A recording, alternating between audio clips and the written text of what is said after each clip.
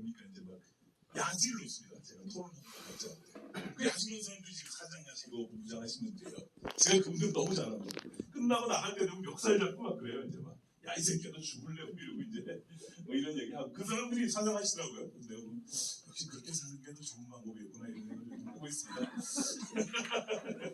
근데 그분들은 사실 현업에 별로 미친 적이 없어요. 만년 노조원입니다. 제가 좀 재밌는 게 입사 이래로 몇 년 일하고 그러면서 노조에만 계시더군요. 난 이 언론 노조라는 게 참 희한한데 그냥 영원히 언론 노조에 있어요. 그분은 본사로 안 돌아가요. 그래서 사실 이분들이 일을 잘 못해요. 사실 KBS MBC는 경영실은 뭐 진짜 많은 분 둘째치고 경영이 굉장히 압박받죠. 최근에 굉장히 안 좋습니다.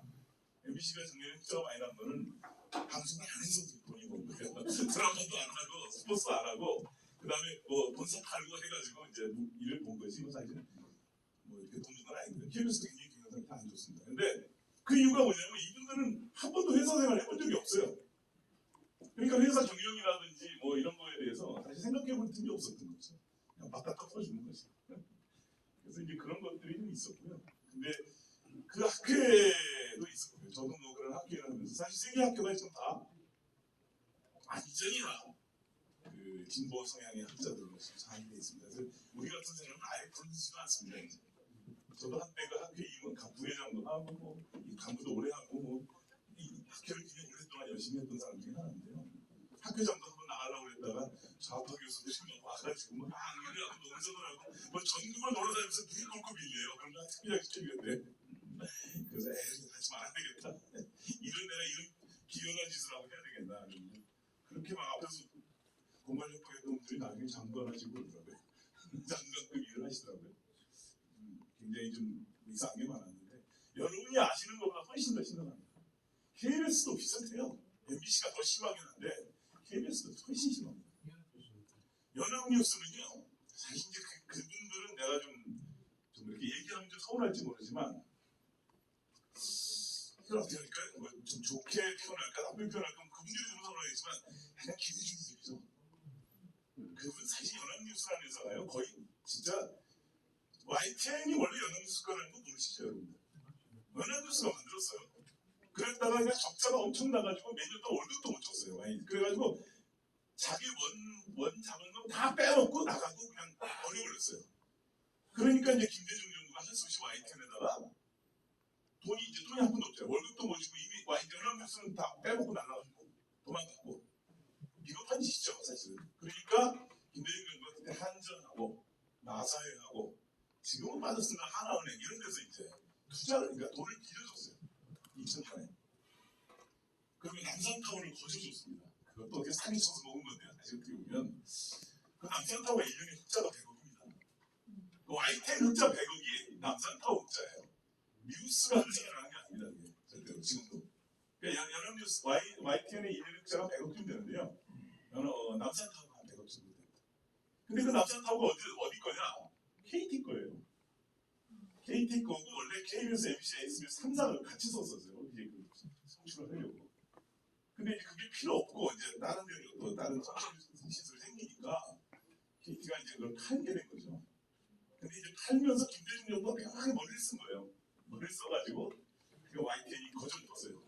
그래서 지금 그런 YTN이 먹고 사는 거죠. 그러다 보니까 YTN은 어떤 상태냐?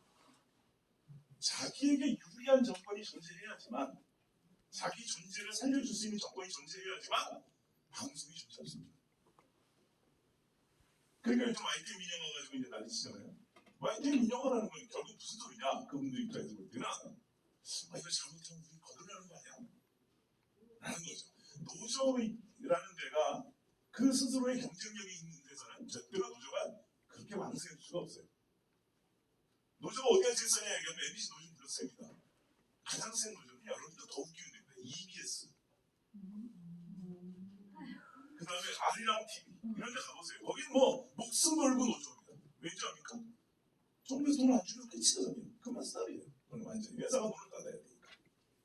그러니까 거기는 뭐 악착같이 노조해야 되고 선거 때 되면 악착같이 자기를 밀어줄 수 있는 정권을 그냥 거의 목숨을 걸어서 해야 되는 거예요. 거기다.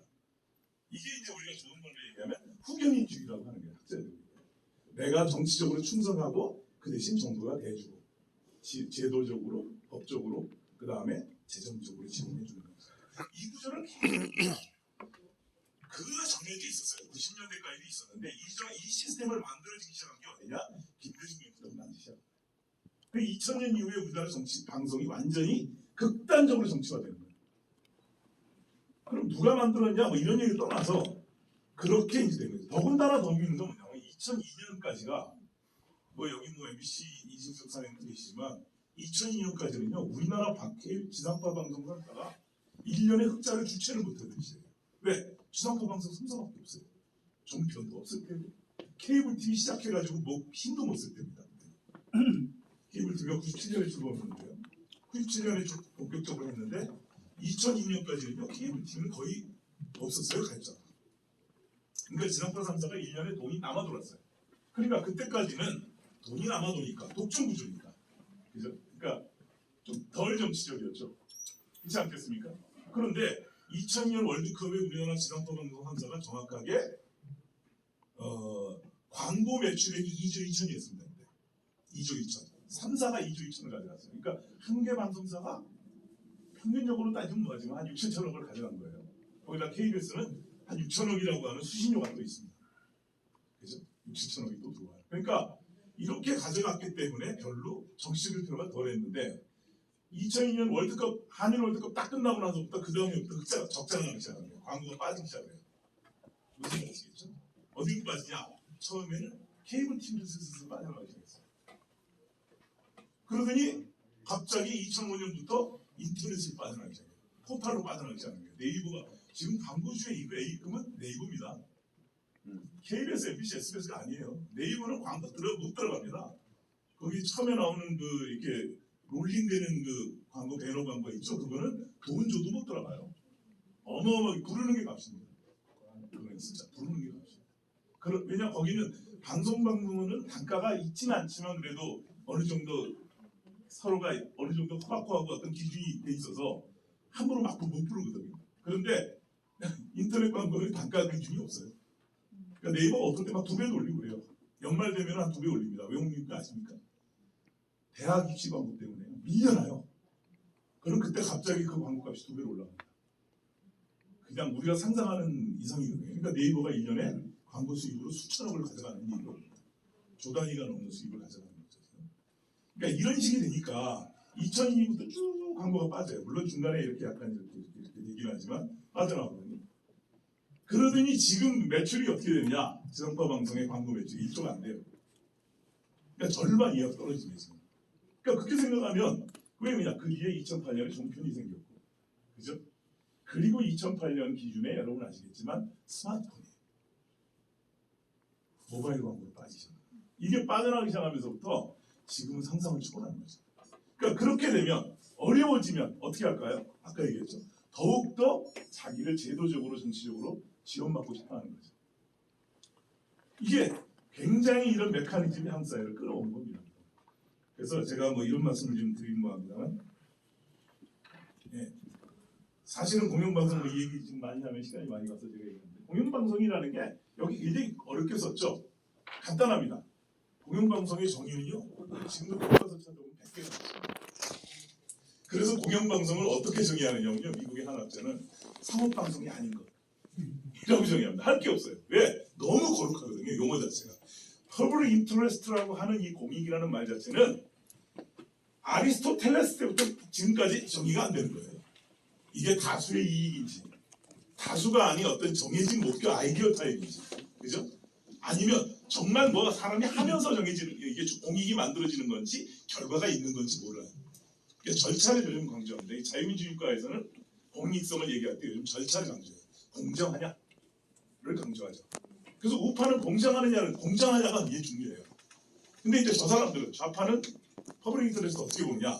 존재로 봅니다. 그게 바로 뭐냐? 공익적인 존재인가 아닌가예요. 지금 아까 MBC 많은 뭐 이상한 사람 있잖아요. 많이 나왔잖아요. 사진 많이 보셨죠? 네. 그분들 어떻게 생각하는지 아십니까? 자기들은 공익적이라고 판단하는 거예요. 자기들이 MBC를 지고 있기 때문에, 자기들이 거기에 주동자이기 때문에 MBC는 공익이야.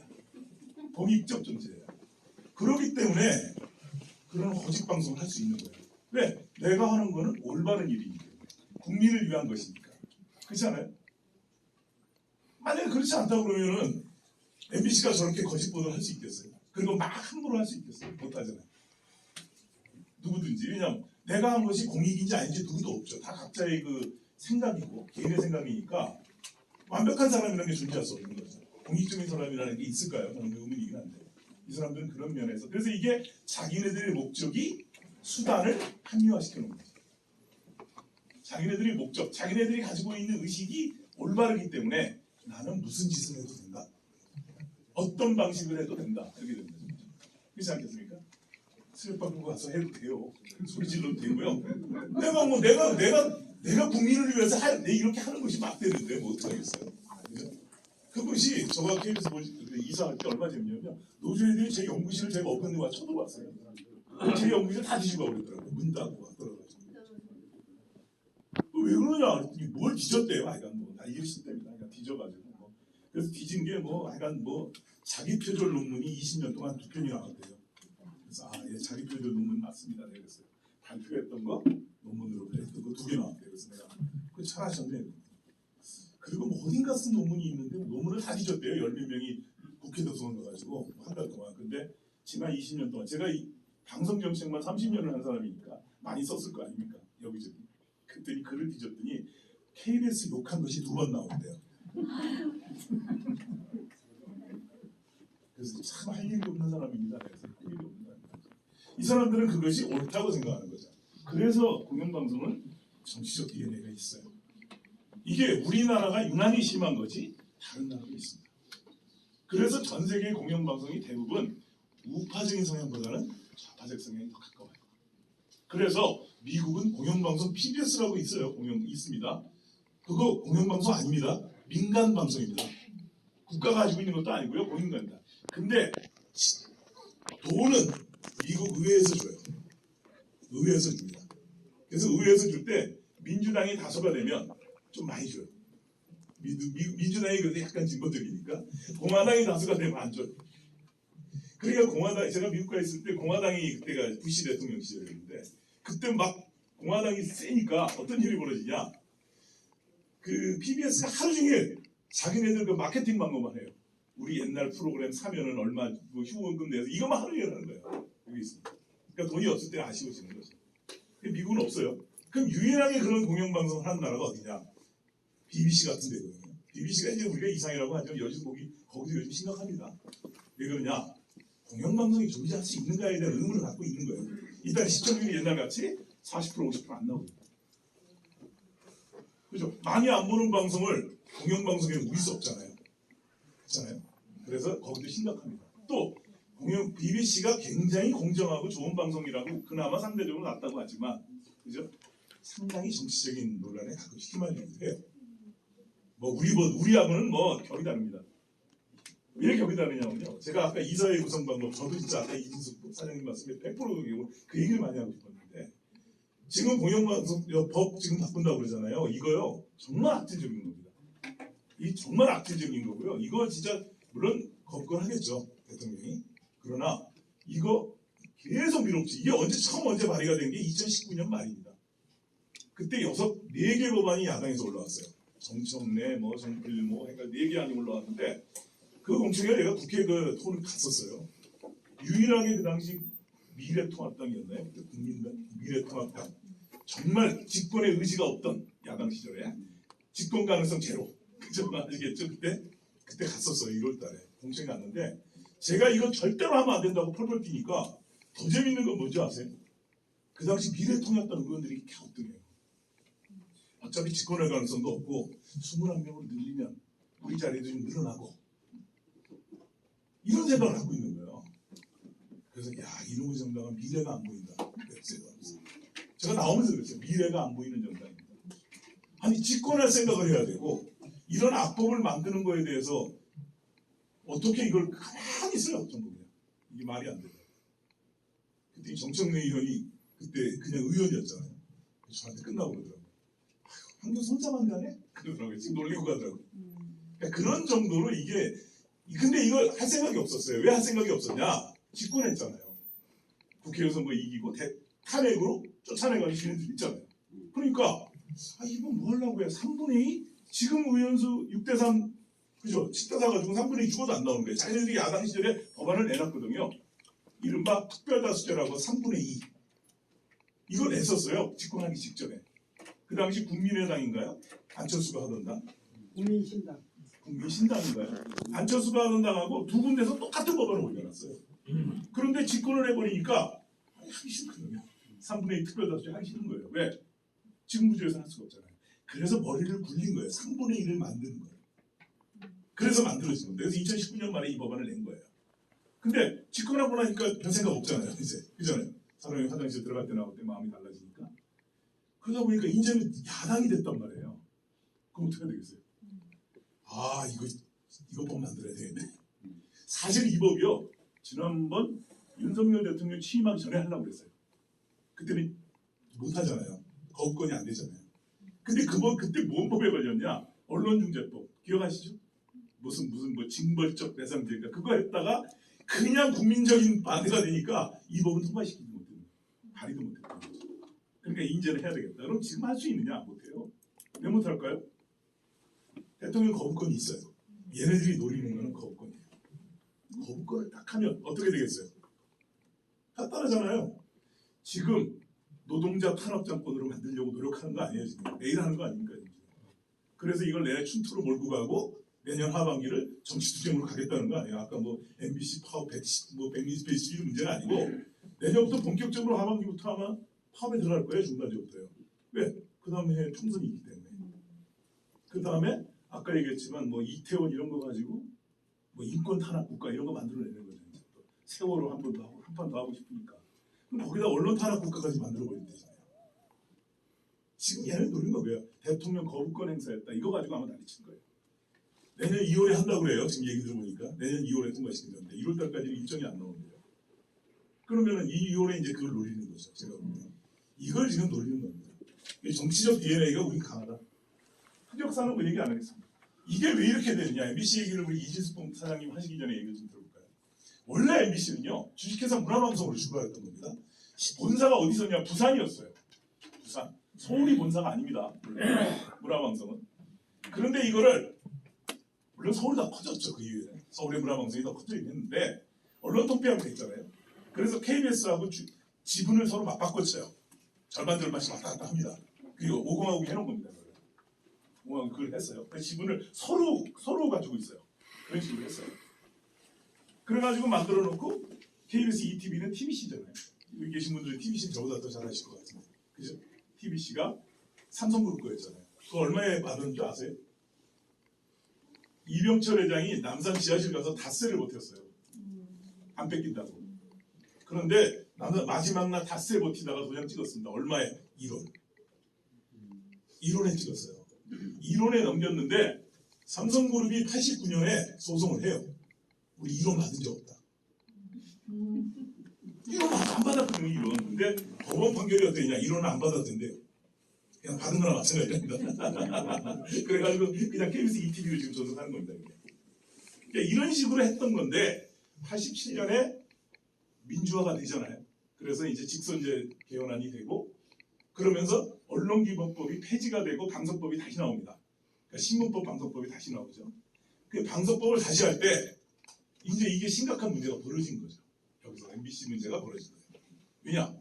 MBC는 그 지분, 뺏었던 지분을 원래 돌려주기는 뭐하고 그러면서 그걸 돌려주지 않는데 제가 야사를 들어보니까 노조가 굉장히 열심히 나섰다는 거예요. 근데 절대로 민영화시키면 안 됩니다.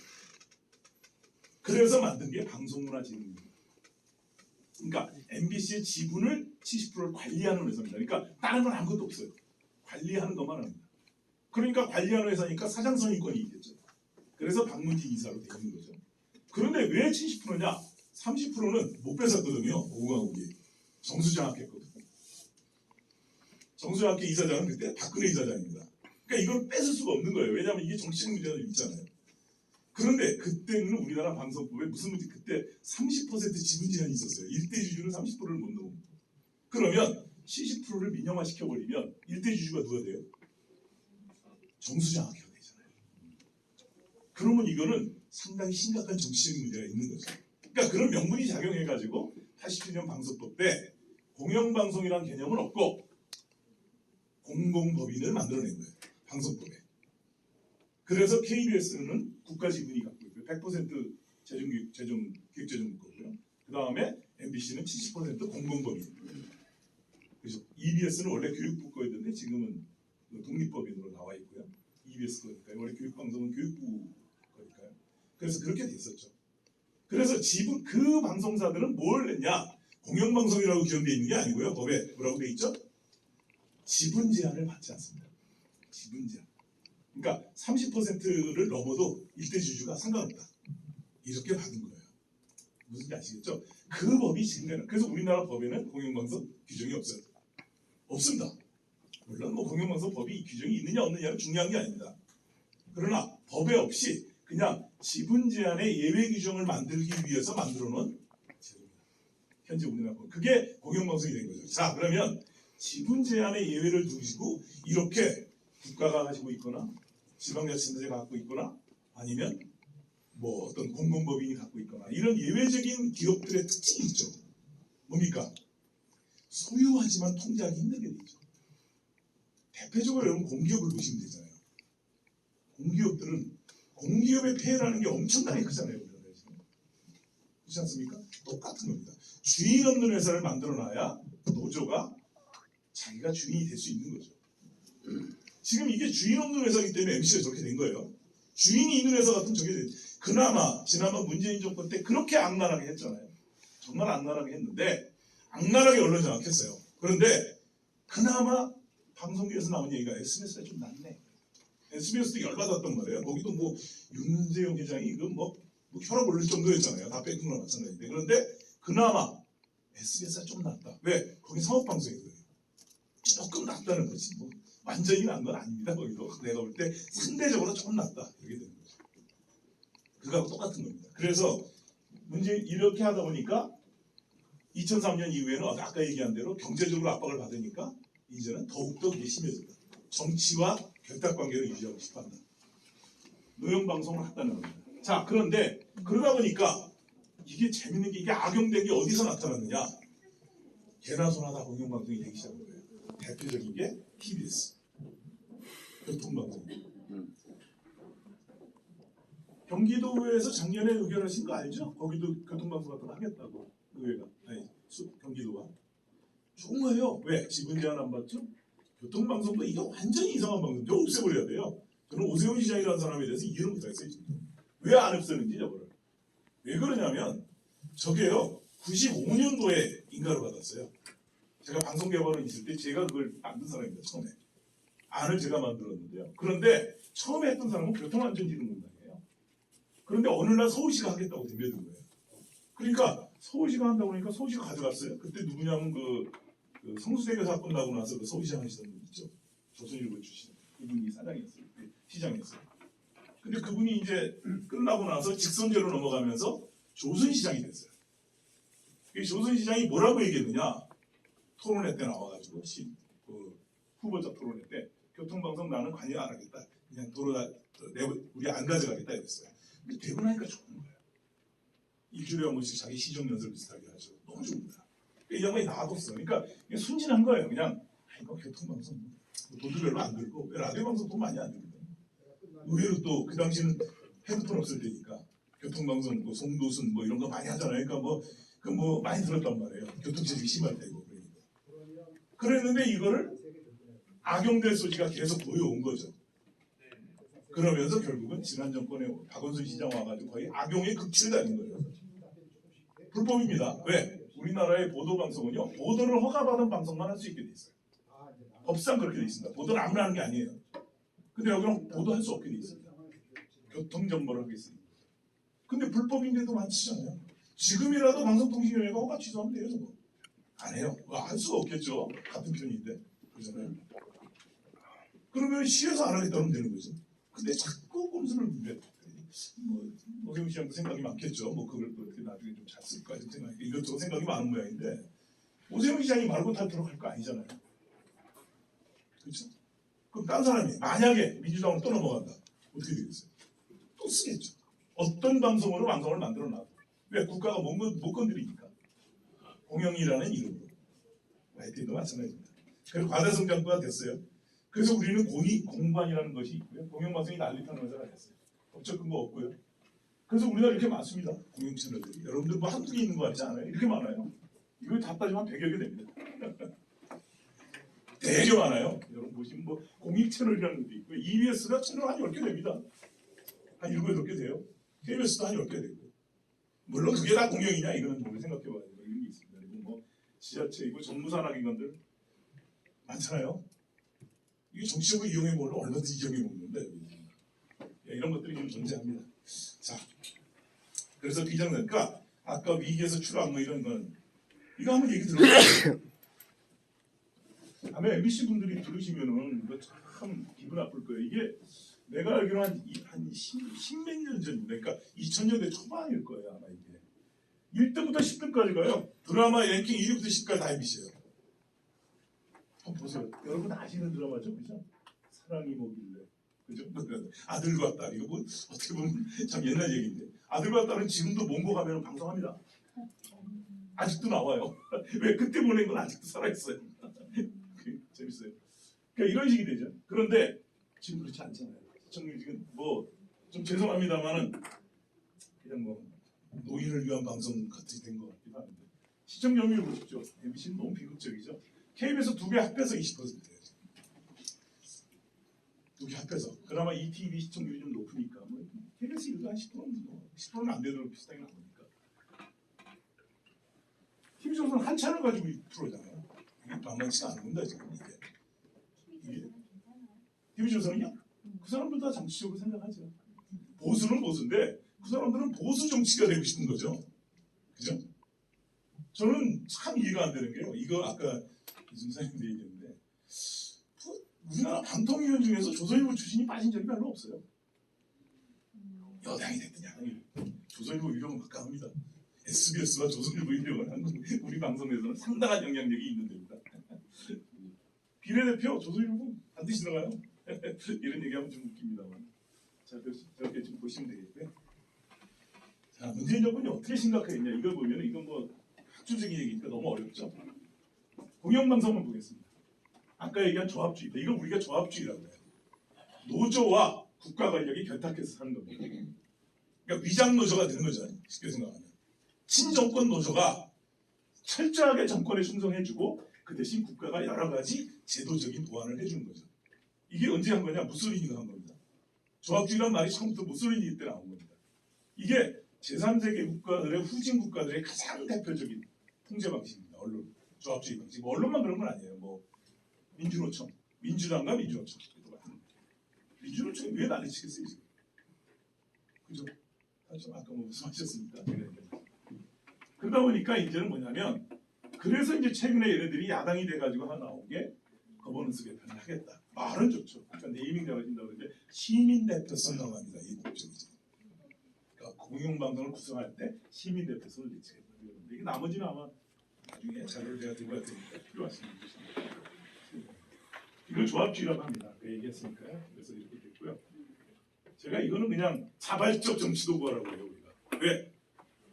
KBS 문재인 정권 시절에 KBS나 MBC를 정부가 한 번도 뭐라고 해본 적이 없어요. 거기 사장 선출하고 모동무장 선출하는데 겉으로는 문재인 정권이 한 번도 얘기한 적 없어. 드러난 게 없잖아요. 그죠? 그죠? 그럼 왜 그럴까요? 자발적으로 근데 자발적으로 하는 겁니다. 이걸 우리가 자발적 규제라고 해요. 그러니까 겉으로 그냥 평온하죠. 한 번도. 그래서 언론 자유가 거꾸로 어떤 데서 조사하면요 높아져요. 문재인 정권 시절. 세계 언론 자유 조사하는 데는 한 군데가 아닙니다. 뭐 여러 군데서 하는데 약간 그 무슨 기자회 이런 데서 하는 건 약간 좌파 성향이 강하니까 그런 데는 문재인 정권 때 많이 올라갔어요. 왜? 공영방송에 대해서 아무것도 관여한 적이 없기 때문에. 그런데 최승호 사장이나 박성재 사장이 그죠? 그다음에 KBS 양승동 사장이 과연 정부하고 아무 교감 없이 됐을까요? 그렇게 생각하나요? 아니잖아요. 우리가 보면 어떻게 보면 더 열심히 자발적으로 충성하겠죠. 그렇죠? 그래서 이걸 자발적 규제라고 합니다. 그래서 이걸 내가 권력의 노예라고 했죠. 그 다음에 이 사람들이 들어가서 해놓은 게 뭐냐? 제가 왜 이게 지금 공영방송이 안 되냐면 경영권 사장과 임원을 가지고 있죠. 이사진 가지고 있고 임원들 가지고 있고요. 사장도 자기네들 편이에요. 이 사람들이 갖고 있는 게 뭐냐면 노사가 합의하게 돼 있는, 그러니까 보수 정권 시절에 굉장히 어려웠던 게 뭐냐면 편성위원회나 공정보도위원회예요. KBS, MBC 다 있습니다. 법에서 이게 만들게 돼 있어요. 편성위원회, 노사동수. 그럼 어떻게 되느냐? 보수 정권의 사장이 임명하면 편성위원회가 모든 사각분이 시비를 겁니다. 해결이 안 돼요. 제가 이사할 때도 막 3개월씩 안 되는 거죠. 해결. 방송이 못 나가. 이승만 특집 못 나가요. 만들어 놓고 못 나가. 몇 달, 6개월 이상은 못 나가. 1년 가까이 못 나갔어. 왜? 편성위원회에서 계속 시비가 오는 거예요. 이승만 특집. 계속 보는 거예요. 그런데 얘가 이 구성하는 이게 노조고 예를 들어 노조 사냥이 되면 어떻게 되겠어요? 아무 갈등이 없잖아요. 편성위원회 다 같이 모여 술 먹는지 알겠어요. 브라보 한번 하면 되는 거 아니에요, 그죠? 야 이번에 이거 우리 열심히 합시다. 이거 끝나는 거 아니겠어요? 이거 안 봐도 하는 거 아니에요? 그런데 더 재밌는 게 옛날에 명목상에 있던 시청자위원회가 어떻게 돼 있느냐 지금 이게 세졌어요.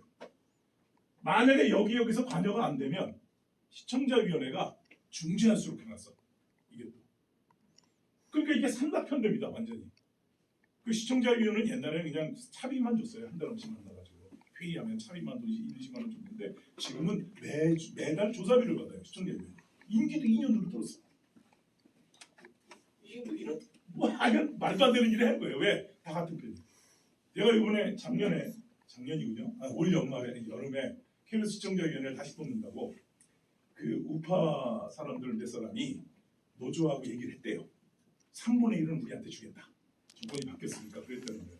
그래서 내가 몇 사람을 분야별로 추천해줬어요. 그잖아요. 뭐 사회학교육연인들 있잖아요. 뭐 IT 쪽, 그다음에 뭐 무슨 그죠? 시민단체, 뭐 교육 이렇게 해가지고 해줬는데 저는 다 노조로 다 그러면. 그럼 이 사람들이 노조랑 아까 그 시청자위원회에서 뽑아준 사람들이 과연 그 사람들이 정치적으로 다양해질 수 있나요? 아니죠. 사장 마음대로니까. 그러니까 완벽한 혼전의 일체가 돼 있는 거죠. 이 구조가. 그러니까 밖에서 볼 때는 아무런 갈등이 없이 잘 돌아가는 회사인 거예요. 자기들끼리는. 그죠? 만약에 출연료를 몇 억씩 1년에 몇십억씩 주는 진행자가 있다라고 그러면 이게 정상적으로 작동하면 그걸 줄 수 있겠어요? 말이 안 되잖아요. 그죠?